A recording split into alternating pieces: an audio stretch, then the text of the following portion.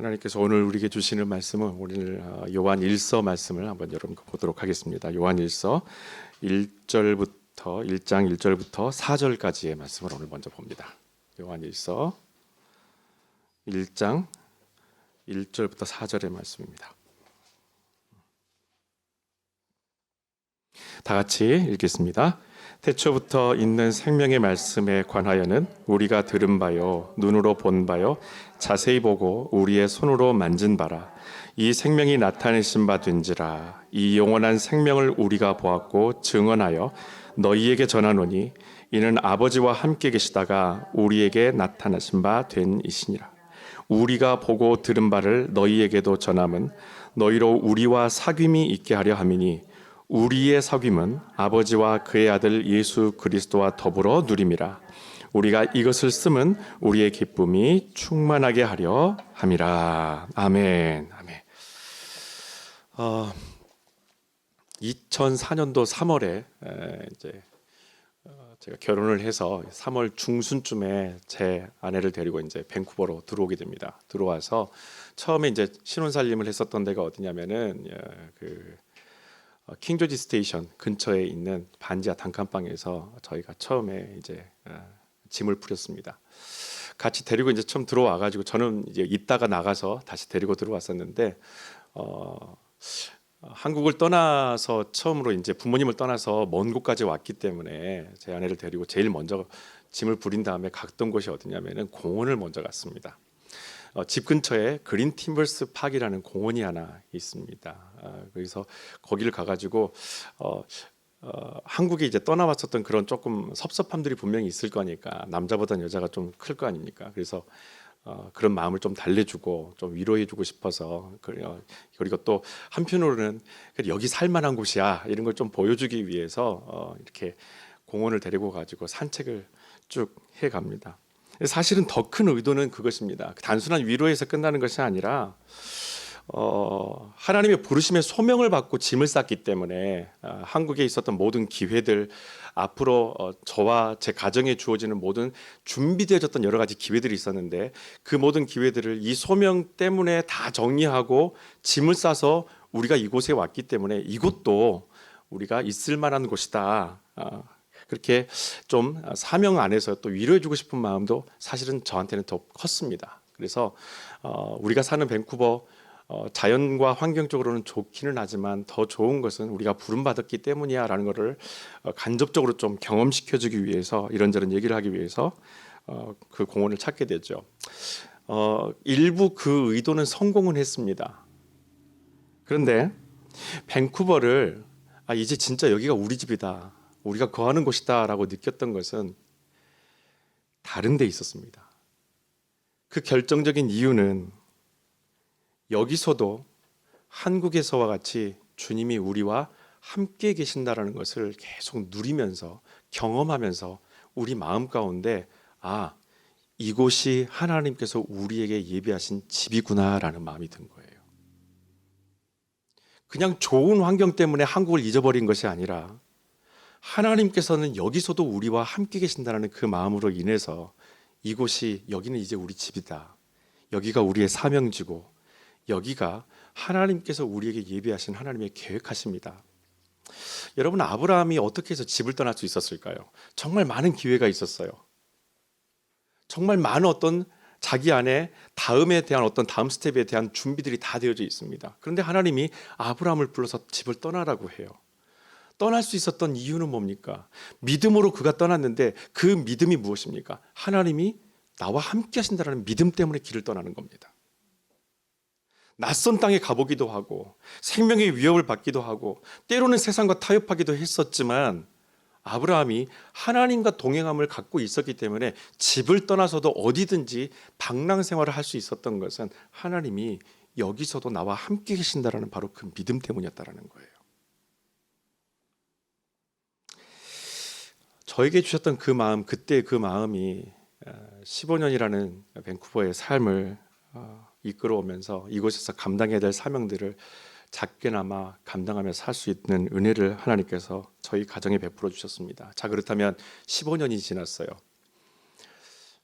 저희 가정과 저희 부부를 통해서 밴쿠버가 변했을까요, 여러분? 그렇게 부름받아서 왔는데 이 땅이 변했을까요? 아니요, 변하지 않았어요. 하나도 변하지 않았어요.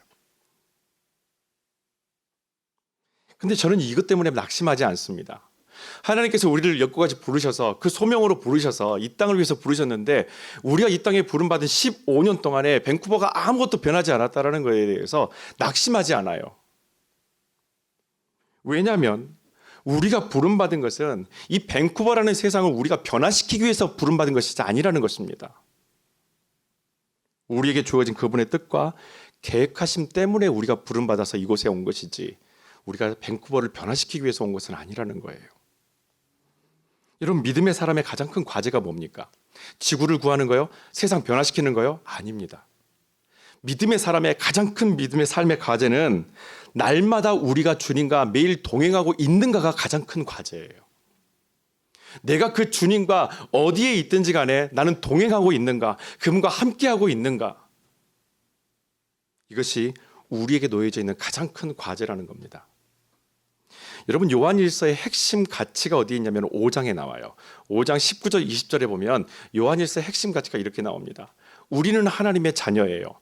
우리는 하나님의 자녀로 살아가는데 우리가 살아가는 세상은 무척 악합니다. 이 악한 세상 가운데에서 하나님의 자녀로서 우리가 세상을 살아가는 삶의 힘이 무엇인가, 그것을 더 강화시키기 위해서 다시 그 삶을 복음으로 되풀이해서 우리에게 전달하는 것이 요한 일서가 가지고 있는 핵심 가치예요. 여러분, 보통은 그러한 영적인 삶의 자세를 우리 이렇게 말을 합니다. 영성이라고 보통 말을 하죠. 영성. 내게 영성이 있는가? 나는 영성이 있는 사람인가? 그런데 여러분, 저는 이 영성이라는 단어보다는 더 성경에 있는 이 더 가까운 말을 여러분들에게 표현으로 한번 써보고 싶습니다. 그것은 디모데전서 4장 8절에 나와 있는 단어인데요. 바로 경건이라는 단어예요. 경건. 여러분, 우리가 이 경건이라는 단어를 딱 마주하게 됐었을 때 약간 선입견이 생기는 것을 경험하게 될 겁니다. 여러분, 경건하면 나타나는 선입견이 뭐예요? 경건. 무겁고 조용하고 차분하고 큰 목소리 내지 않고 내 감정을 크게 드러내지 않는 그 무엇, 이것을 마치 경건이라고 착각할 때가 있어요. 여러분, 그렇지 않으세요? 저는 어렸을 때부터 경건이라는 말을 참 많이 들어봤었어요. 대학교 때 채플 시간에 그 채플 시간을요, 경건회라고 말을 합니다. 그럼 무척 우리 머릿속에서 경건이라는 생각 자체를 아주 무겁게 생각하는 거예요. 마치 엄청난 커다란 성당 앞에 조용히 한 점처럼 앉아 있어서 침묵하고 기다리는 어떤 그런 것들을 경건이라고 생각을 하죠. 그런데 여러분, 경건은요, 명사가 아니라 동사입니다. 경건은 멈춰 있어서 굳어지게 만드는 것이 아니라 경건이라는 것은 끊임없이 우리를 움직이게 만드는 것이 경건이에요. 여러분, 그래서 경건이라는 단어를 직접 소개했었던 이 바울도 이것이 정서적 어떤 감정을 나타내는 종교적 세계관이 아니라는 것에 대해서 강하게 주장하는 것이 디모데 후서에 등장을 합니다. 디모데 후서 3장 5절을 한번 볼까요? 다 같이 읽습니다. 경건의 모양은 있으나 경건의 능력은 부인하는 자들에게서 돌아서라. 이게 개역개정 성경이죠. 현대어 성경은 이렇게 이 말을 풀이해버립니다. 교회에는 나가지만 자기들이 들은 것 가운데 어느 하나도 믿으려 하지 않을 것입니다. 이런 자들을 가까이 하지 마십시오. 교회는 다니는데, 신앙생활을 해가는데, 교회는 분명히 앉아는 있는데 그것 가운데서 어느 하나라도 믿으려 하지 않는다라는 거예요.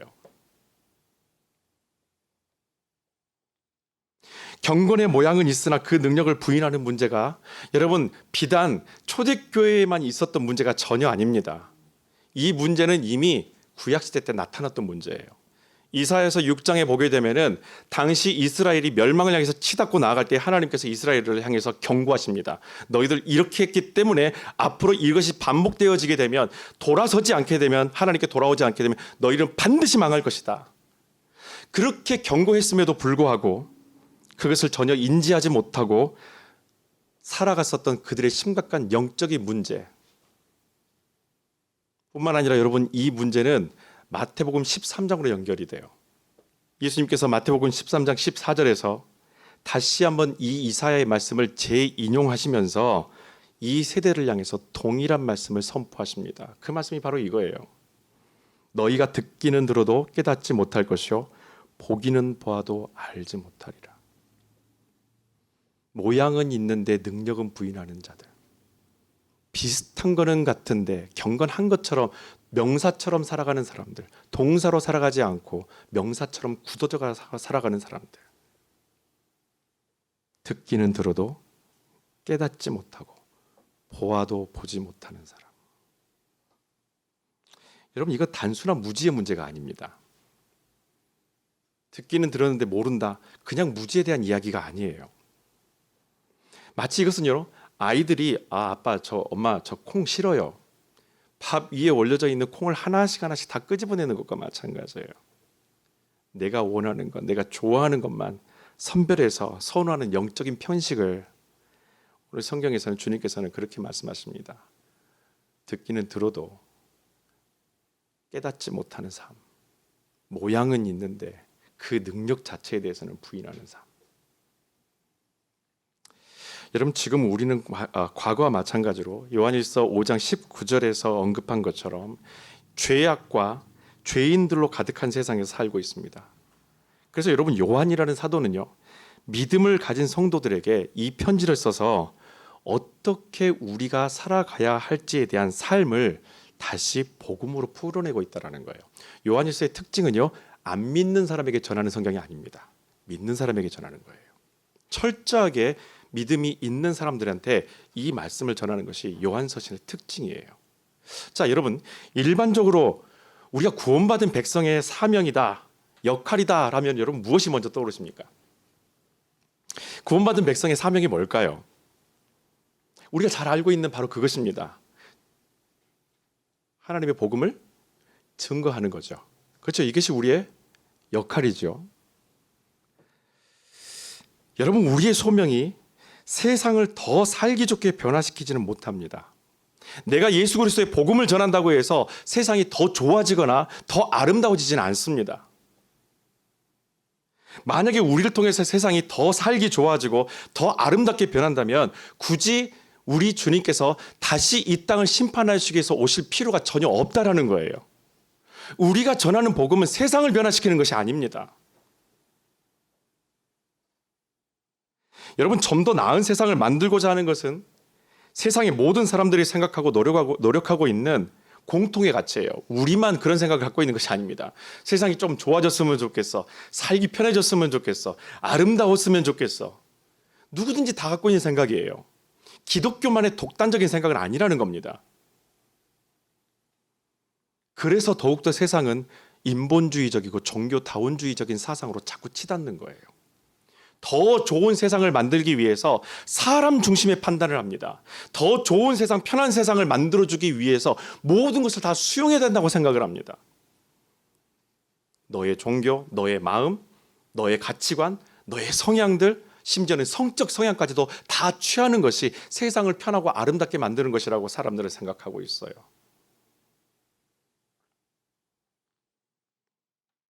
다시 말하면 모든 것을 포용하고 수용하고 이제는 다 인정해 주자. 세상이 나아가는 가치관입니다. 여러분, 우리는 세상을 살기 좋은 곳으로 만들기 위한 목적으로 부름받진 않았습니다. 그렇기 때문에 우리에게 어떤 사람들은 이렇게 물어볼 거예요. 야, 그러면 너희 기독교인들의 존재 가치가 뭐냐? 너 왜 존재하는 거냐? 너 왜 교회 다니는 거냐? 너 왜 예수 믿는 거냐? 너 왜 그렇게 열심히 교회를 다니려고 하는 거나 적당히 좀 해라.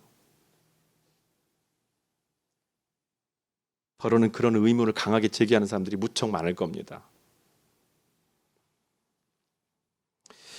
누군가는 여러분 이런 논리에 휘말려서 복음을 훼손하는 사람들도 분명히 있어요.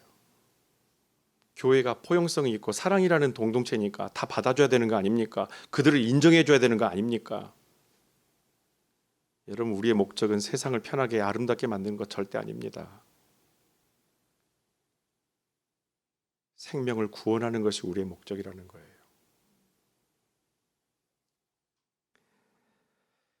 땅끝까지 복음을 전하는 소명을 감당하기 위해서는 우리가 먼저 증인이 되어야 합니다. 바로 그 증인의 삶을 성경은요, 경건이라고 말을 하는 거예요.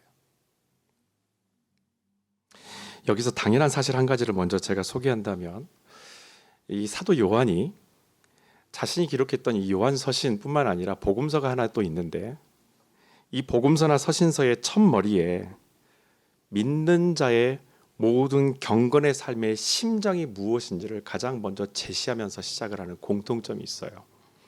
요한복음 1장 1절과 요한 1서 1장 1절의 상반부입니다. 태초에 말씀이 계시니라. 이 말씀이 하나님과 함께 계셨으니 이 말씀은 곧 하나님이시라. 우리가 오늘 읽었던 본문에 보면 태초부터 있는 생명의 말씀에 관하여서 내가 듣는 것을 여러분들에게 지금 다시 한번 전하려고 합니다 라는 걸로 출발을 해요. 여러분, 오늘 우리에게 제시하는, 사도 요한이 제시하는 경건의 삶의 심장은요, 말씀, 다시 말하면 예수 그리스도를 우리에게 전하는 거예요. 심지어 여러분, 요한은 우리가 무척 부러워할 정도로 이 말씀의 친숙함을 우리한테 전달하는 장면이 나옵니다. 1장 나머지 부분에 보면은 이런 말을 해요. 우리는 그분을 눈으로 보고 그분의 말씀을 귀로도 듣기도 하고 그분의 몸을 손으로 만져보았습니다.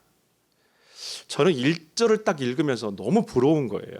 이 요한의 이 고백이, 그분을 경험하고 만지고 보고 느꼈다, 들었다, 얼마나 좋아요.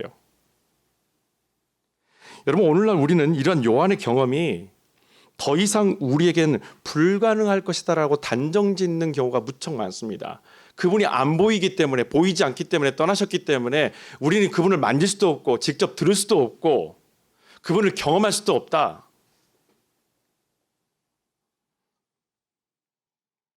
과연 그럴까요, 여러분? 이제 우리는 안 될까요? 정말 그분을 경험하고 만지고 그분을 체험하고 그분을 보고 듣는 것, 이제 불가능한 걸까요? 예수님은 당신이 떠난 후에 누군가를 반드시 보낸다고 말씀하십니다. 아시다시피 성령 보혜사예요. 근데 그 성령을 보내신다고 하면서 그 성령이 하는 역할에 대해서요, 요한이 또다시 자기의 복음서에, 복음을 기록했던 자기 복음서에 이렇게 기록하는 장면이 나와요. 14장에 대한 내용입니다. 16절부터 18절까지입니다. 내가 아버지께 구하겠으니 그가 또 다른 보혜사를 너희에게 주사 영원토록 너희와 함께 있게 하리니. 보고 듣고 만지고 느끼는 모든 것들, 이제는 불가능하겠지? 아니요. 주님께서 오늘 말씀하신 거는 그거예요. 내가 떠나가게 되면 보혜사를 보낼 텐데 그 보혜사는 멀리서 바라보는 것이 아니라 너희와 함께 있는다고 말씀하십니다. 17절 18절 같이 있습니다. 그는 진리의 영이라 세상은 능히 그를 받지 못하나니 이는 그를 보지도 못하고 알지도 못함이라. 그러나 너희는 그를 아나니 그는 너희와 함께 거하시며 또 너희 속에 계시겠습니다. 내가 너희를 고아와 같이 버려두지 아니하고 너희에게로 오리라. 아멘. 아멘. 요한은 이 말씀이 우리에게 있어서 우리를 고아처럼 버려두지 않는다고 말합니다. 예수 그리스도는 이 복음은 우리를 고아처럼 내팽개치지 않는다고 말을 해요. 너희와 늘 항상 함께 있고 너희 속에 있고 너희가 그래서 만질 수 있고 터치할 수 있고 느낄 수 있고 들을 수 있게 하신다는 거예요. 여러분, 경건의 삶은 우리가 그분을 보고 듣고 만질 수 있게 합니다. 말씀이, 여러분, 우리 읽을 때마다 말씀이 우리를 터치하잖아요. 이 말씀을 읽었는데 여러분, 계속 번아웃 된다고 해서 그냥 가만히 주저앉아 있지 마십시오. 다시 말씀으로 돌아가는 거예요. 왜요? 그분이 말씀을 통해서 우리를 자꾸 터치하시는 거예요. 말씀을 읽을 때마다 예전에는 그냥 읽어 내려갔던 내용이었는데 어느 날 이 말씀이 나를 터치하기 시작합니다. 나를 만져주기 시작하는 거예요. 예전엔 내가 그를 붙잡으려고 내 노력으로, 내 능력으로 그분을 붙잡으려고 노력했었는데 말씀으로 내가 돌아가 보니 성령께서 나를 이제는 먼저 터치해 주시는 거예요. 그리고 우리는 그 말씀을 듣게 되고 우리는 그 말씀 속에서 주님이 어디 계시는지를 보게 돼요. 여러분, 시각장애인들의 삶이 가능할 수 있는 것은 뭔지 아세요? 터치하게 하는 것에서부터 시작합니다. 소리를 듣고요. 그리고 그들의 손가락 안에 점자라든지 보도블럭에 그런 블럭을 만들어서 그들이 터치하게 만들어서 세상이 어떻게 생겼는지를 보게 만드는 거예요. 영적인 소경 같은 우리에게 하나님께서 말씀을 통해서요, 터치하게 만드시는 거예요.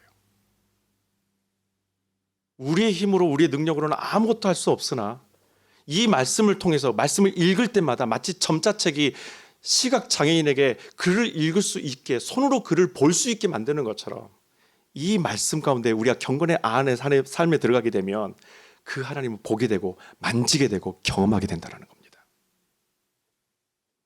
그래서 여러분, 경건의 삶은요, 지속적인 관계이자 일상입니다. 경건의 삶은 한 번의 명사로서 끝나는 것이 아니라요, 지속적인 일상이 바로 경건의 삶이에요. 그래서 우리가 말씀을 매일 만질 수 있는 겁니다.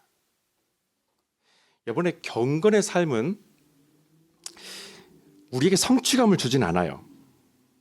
여러분 잘 생각하셔야 됩니다. 내가 경건의 삶을 계속 이어가게 되면은 그 경건의 삶을 통해서 나에게 어떤 성취감이 오겠지? 아니요. 정반대입니다. 경건의 삶을 내가 해냈다라는 성취감이 지속되고 있다는 것은 그만큼 아직도 의무감으로 신앙생활을 하고 있다는 증거예요. 경건이 아직 내 일상이 아니라는 겁니다. 예를 들면 여러분 말씀을 통독하잖아요. 말씀을 통독할 때 여러분 말씀을 다 통독하시고 나서 성취감을 느끼세요? 은혜를 느끼세요? 두 가지일 거예요. 분명히 솔직한 얘기로 두 가지 중에 하나예요. 한 분은 성취감을 느낄 거예요. 와, 다 읽었다. 이게 못 읽을 줄 알았는데 이거 내가 드디어 다 읽었다. 또 한 분은요, 다는 못 읽었는데 계속해서 그 은혜가 잠잠히 나오면서 빠른 속도로 어느 때까지 다 통독하려고 노력하지 않고 처음에는 그렇게 시작을 했었는데 자꾸 그 말씀이 나를 그 자리에 머무르게 만들어요. 그래서 더 주님을 바라보게 만들고 더 주님께서 하시는 일들을 나를 향한 하나님의 계획을 보게 만들어요.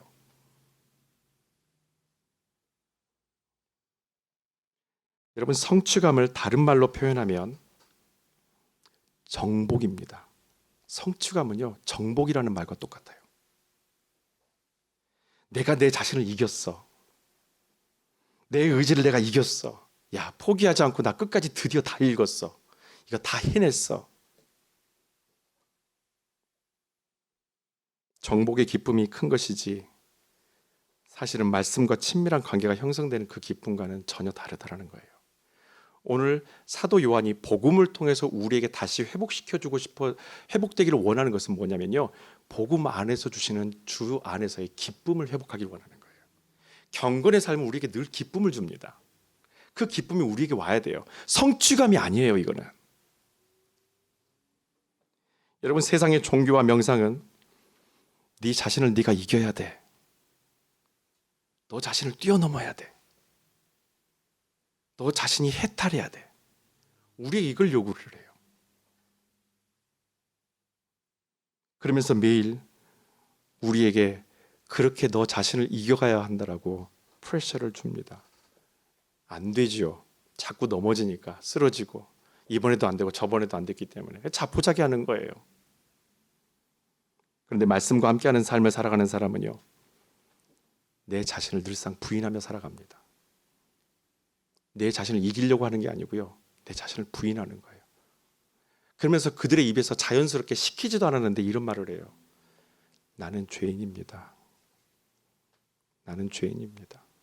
여러분, 목사가 여러분들한테 우리는 죄인입니다, 죄인이라는 걸 믿습니까? 아멘. 그렇게 해서 반응하는 것이 죄인에 대한 고백이 아니에요.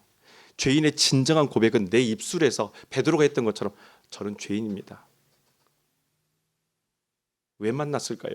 주님이 한 번이라도 베드로에게 너 잘못했어, 너는 잘못 산 거야, 너의 인생은 이미 실패야, 그렇게 말씀하십니까? 아니요. 주님께서 베드로에게 보여주셨던 것은 하나님의 말씀이 어떻게 말씀으로서 삶으로서 역사하는지를 보여주셨던 것뿐이에요. 그걸 딱 경험하니까 베드로가 말하는 거예요. 아, 내가 죄인이구나. 내가 정말 뭔가를 할 줄 아는 자신이 있었던, 자신감에 가득 찼던 내가 이거 아무것도 아니었구나. 내가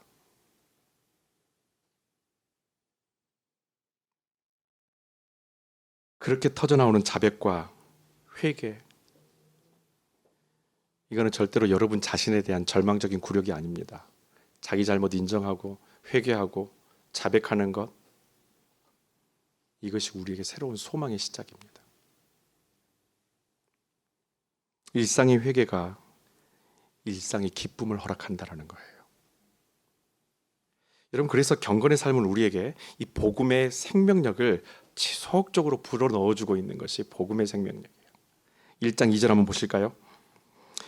이 생명이 나타나신 바 된지라 이 영원한 생명을 우리가 보았고 증언하여 너희에게 전하노니 이는 아버지와 함께 계시다가 우리에게 나타내신 바 되신 이시니라. 요한은 이렇게 말합니다. 이 복음이 생명인데 이 생명을 내가 지금 전해주고 싶다라는 거예요. 다시 한번 이 생명을 우리가 회복하자라는 거예요. 말씀이신 주님과의 지속적인 관계는 지금의 내 삶의 이 답답함에 숨통을 확 틔워줘 버립니다. 그리고 우리를 한없이 겸손하게 만드는 거예요. 그러면 아마도 이런 말을 아마 여러분들이 자주 듣게 될 거예요. 당신 많이 변한 것 같아. 당신 많이 변했네. 뭔가 모르는데 당신 예전과 좀 다른 것 같아.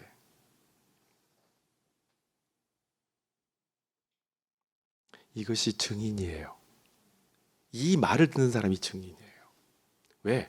그 안에 새로운 생명이 다시 자라나고 있기 때문에 누군가 그것을 봤었을 때는요, 다르다라는 거예요. 한국 간 얘기 벌써 몇 주 되는데 또 꺼내네요. 저희 부모님들이 2년 만에 다시 만났어요. 2년 만에 만났는데요. 한빈이 큰 아이가 저희 집에서 키가 제일 큽니다. 네. 이거를 부모님이 처음 보시고 깜짝 놀라시는 거예요. 저희들은 잘 모르죠. 어느 순간에 보니까 엄마를 턱으로 찍고 있고요. 어느 순간에 보니까 저를 깔보고 있는 거예요. 저를 이제 이렇게 데리고 가서 한국에서 딱 보니까 한국에서 제가 3주 뒤에 만났는데 그때보다 더 큰 거예요.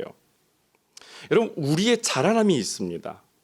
우리의 자라남이 있다는 것은 누군가는 처음 오랜만에 봐서 와, 많이 자랐네 라고 볼 수 있지만 누군가는 그 자라남 안에서 본인은 느끼지를 못하는데 어느 순간에 자라나 있는 것을 느끼게 돼요. 그래, 넌 달라졌구나. 코밑이 거뭇거뭇해져 가는구나. 너 많이 자라났구나. 예전과는 다르구나. 뭔가 좀 달라졌구나라는 것을 자꾸 느끼게 된다는 것입니다. 복음의 생명력은 계속 나를 자라게 만드는 거예요. 끊임없이 나를 멈춰서 정체 만드는 것이 아니라 나를 끊임없이 자라게 만듭니다. 영적인 나이가 1살에서 출발했던 사람이 10년, 20년 돼도 1살에 머물러 있다는 것은 여러분 분명히 우리 자신을 다시 한번 점검해 볼 필요가 있다는 거예요. 경건의 삶이 이어지지 않는 사람은요, 결국에는 결핍으로 인해서, 복음의 결핍으로 인해서 그 자리에 늘상 머물러 있습니다. 단 것만 좋아하는 거예요. 내 입맛에 맞는 것만 좋아하는 거예요. 그러나 복음의 생명력은 우리에게 고통을 줘요. 성장통을 줘요. 매일매일 주님의 말씀으로 싸우게 만들고 그 성장통 안에서 그 통증을 느껴가면서 우리는 자라나기 시작합니다. 주 안에서의 생명력은 바로 그런 기쁨이, 그 성장의 기쁨, 성숙의 기쁨이 있는 거예요. 여러분, 경건의 삶을 사는 증인은 대지를 적시는 빗물이 되는 것을요, 기쁨으로 여깁니다.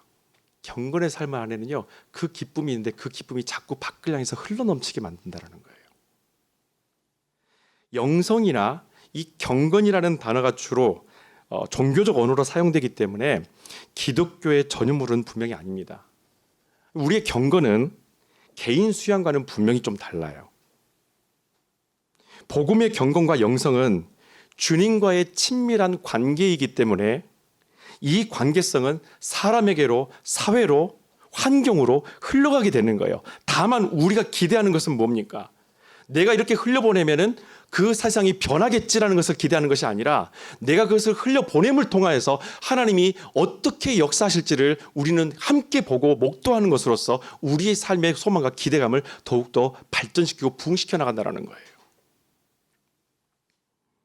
2절, 3절, 4절에 보게 되면 이 기쁨의 흘러감에 대해서, 이 복음의 경건의 삶을 통해서 흘러가는 기쁨을 사도 요한이 이렇게 기록합니다. 2절, 3절, 4절 제가 읽겠습니다. 이 생명이 나타나신 바 된지라 이 영원한 생명을 우리가 보았고 증언하여 너희에게 전하노니 이는 아버지와 함께 계시다가 우리에게 나타나신 바 되신 이시라. 3절, 4절 같이 읽습니다. 우리가 보고 들은 바를 너희에게도 전함은 너희로 우리와 사귐이 있게 하려 함이니 우리의 사귐은 아버지와 그의 아들 예수 그리스도와 더불어 누림이라. 우리가 이것을 쓰면 우리의 기쁨이 충만하게 하려 함이니라. 복음 안에는요, 사귐이 있어요. 그리고 이 복음의 이 기쁨이 그 사귐을 통해서 주님과의 사귐과 믿음의 공동체 안에서의 교제와 사귐 안에서 밖을 향해서 끊임없이 흘러갑니다. 이 편지대로 여러분들이 따른다면 우리에게는 기쁨이 분명히 돌아올 것입니다 라는 것이 사도 요한이 오늘 다시 한번 우리에게 경건의 삶을 요청하는 요지이기도 해요. 여러분, 요한은 이 복음이 주는 경건의 삶으로서 개인 수양의 틀을 깨고 이 복음의 기쁨이 아주 강력한 어떤 전념성을 가지고 있으며 또한 이 관계성 안에서 직접적으로 우리에게 적용되고 있다는 것을 이 말씀을 통해서 요한서신 전체를 통해서 계속해서 우리에게 시사하고 있습니다. 요한복음서도 마찬가지지만 요한서신서와 요한계시록까지 이어지는 모든 내용들 가운데 요한이 이야기하고 싶었던 것은 뭐냐면 이 복음이 우리 일상 삶 속에서 역사하시고 그 복음이 역사함을 통해서 흘러가는 그 기쁨의 놀라운 능력이 무엇인가? 오늘 이것을 우리에게 다시 한번 경험하고 회복되기를 원하는 마음으로 이 말씀을 우리에게 지금 전하는 거예요. 여러분, 이 편지를 쓰는 이유도 그리고 이 편지를 받게 되는 당사자들 모두에게 제자들이 만난 하나님 나라의 복음이 주는 자유와 기쁨의 삶이 무엇인지를 증언하고 있는 것이 우리가 읽고 있는 바로 이 말씀 성경이라는 겁니다. 여러분, 경건은 우리가 복음을 만났을 때 모든 감정 표현을 제한시키지 않아요. 한국에 여러분 초기 선교사들이 있습니다. 초기 선교사들이 오셔서 한국에서 살아가시면서요, 한국식 이름을 얻었는데 그분들 스스로가 한국식 이름을 개명한 것은 아니에요. 우리 보통 이제 밴쿠버 오게 되면은 영어식 이름 하나 정도는 갖고 있잖아요. 저는 뻔하디 뻔한 다니엘입니다. 근데 한국에서 선교를 하셨던 선교사님들은요, 한국에 와서 한국 사람들을 통해서 이름이 지어졌어요. 예를 들자면 이렇습니다. 사무엘 마펫이라는 선교사님이 계세요. 이 선교사님이 가족들을 이끌고 미국에서 여기까지 다 넘어오셨어요. 미국에서 여기까지 넘어와서 한국 넘어와서 조선에서 선교 사역을 하는데 사람들이, 여러분, 그 당시 한국 분들이 영어 발음이 좋겠어요? 안 되잖아요. 사무엘 마펫, 펫이 어떻게 돼요 이게? 안 되잖아요. 그래서 부르기 편한 말로 그들의 이름을 한국 사람들이 지어줘요. 사무엘 마펫, 한국 이름 마포삼열. 라스트 네임 마펫을 마포로 만들고 그 다음에 사무엘을 삼열로 이름을 지었어요. 이 한국 사람들이 부르기 편한 거예요. 마포삼열, 마포삼열. 근데 이 마포삼열 선교사님이요, 이 이름을 듣고 자기는 너무 좋은 거예요. 미국식 이름을 가지고 있는 것보다 이들이 나에게 주어졌던 이 이름을 통해서 내가 주님과 함께 동행하고 있는 이 땅에서의 삶이 이 이름 안에 고스란히 담겨져 있다는 걸 자기는 경험하는 거예요. 자기 이름 안에 영적 주소가 담겨져 있고 자기 이름 안에 사명의 은혜가 담겨져 있고 왜 하나님이 나를 여기까지 보내셨는지에 대한 그 이름 안에 모든 의미가 담겨져 있어서 마포삼열 선교사님이 죽을 때까지 이 이름을 간직하고 삽니다. 근데 여러분, 이 선교사님 뿐일까요? 아들의 이름은 더 재밌어요. 아들이 하워드 마펫입니다. 한국 사람들이 그의 이름을 이렇게 지릅니다. 마포 화열. 하워드를 화열로 지어가지고 마포 화열. 마포 화열에 남동생이 하나 또 있네요. 마삼락이에요. 마삼락. 아버지처럼 앞에 사무엘이라는 똑같은 이름을 갖고 있어요. 근데 중간에 미들네임이 달라서 그 당시 조선 사람들이 아들의 이름을 그렇게 지르는 거예요. 마삼락이라고. 마씨 집안이에요. 경건의 삶은요, 내 이름이, 내 삶이, 내가 살고 있는 삶의 모든 시간과 단위 안에 하나님께서 나를 향한 하나님의 계획과 내가 해야 될 역할들이 무엇인지, 이 복음이 주는 기쁨이 무엇인지를 늘 생각나게 만듭니다.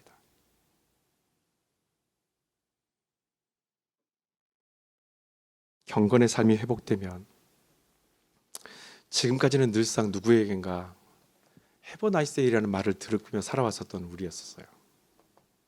그러면서 거기에 대답하기가 참 싫은 거예요. Have a nice day.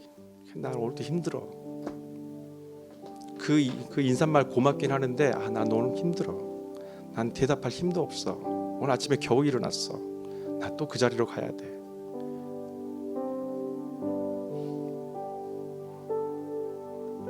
그런데 경건의 삶이 회복되면 이 인사를 전하는 전하는 사람으로 우리의 삶이 바뀝니다. Have a nice day. 그리고 우리는 거기다 한 가지 더 인사를 더 할 거예요. God bless you. 며칠 전에 데니스에서 목사님들과 함께 어떤 중대한 회의가 있어서 모임을 갔는데 저희가 음식이 나오면서 한 목사님이 대표 기도를 하시면서 식사 기도를 했어요. 식사를 다 마치고 나서 나가는데 저희를 서빙해 주셨던 서버께서 저희들한테 인사를 합니다. 잘 가라고 하면서 God bless you라고 말하는 거예요. 여러분, 서양 사람들이 God bless you 하는 것은 특별한 일입니다. 이 사람은 믿음이 있는 사람이에요. 아무나 God bless you 하지 않습니다. 제가 누군가에게 God bless you 했었을 때 그 사람도 똑같이 God bless you 하지 않을 때가 참 많아요. 왜? 그 사람들 하나님을 믿지 않기 때문에. 근데 그분이 우리의 모습과 우리가 나누는 그런 기도하는 모습을 보면서 그분이 크리스찬이었던 거예요. 저희들한테 그러는 거예요. God bless you. 목사들이 그 말을 듣는데요, 얼마나 기쁘고 감사한지요. 삶 속에서 주님과 동행하는 그분의 삶을 보면서 너무나 축복해주고 싶었어요. 너무나 귀했습니다. 사랑하는 여러분, 여러분이 오늘 살아가는 오늘 하루하루 주님 주신 선물이에요. 기적과 같은 선물이에요. 여러분들이 경건한 삶을 회복함을 통해서 오늘 하루가, 매일매일의 하루가 Have a nice가 됐으면 좋겠어요. 그리고 여러분에게, 그리고 모두에게 함께 나누고 싶어요. God bless you.